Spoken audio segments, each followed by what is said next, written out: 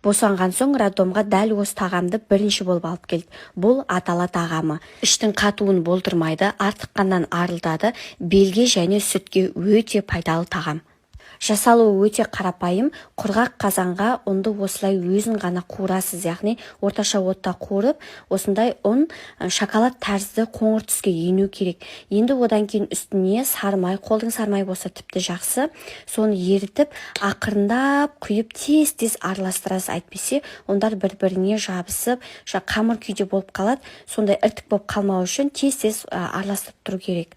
Іше алсаңыз, орнына құйрықмай пайдалануға болады. Енді ақырындап суды құямыз, суды молынан құйып, қайнағанша күтіңіз. Міне бізде қайнап шықты, бетіндегі көбігін алмайсыз, араластырып жіберіңіз. Енді өте баяу отта 2,5-3 сағатқа қалдырыңыз. Өте баяу отта қалдырыңыз. Міне менде 2,5 сағаттай тұрды. Енді осының үстіне нават қосамыз. Шекер, бал қосуға болмайды. Нават қосасы ол ыстықты жақсы алады.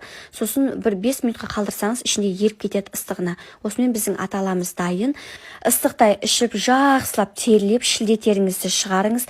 Бұл тағамды 2-3 күн холодильникте сақтауға болады. Сондықтан көбірек молынан жасауыңызға болады. 40 күн ішінде 4-5 қайтара міндетті түрде ішіңіз.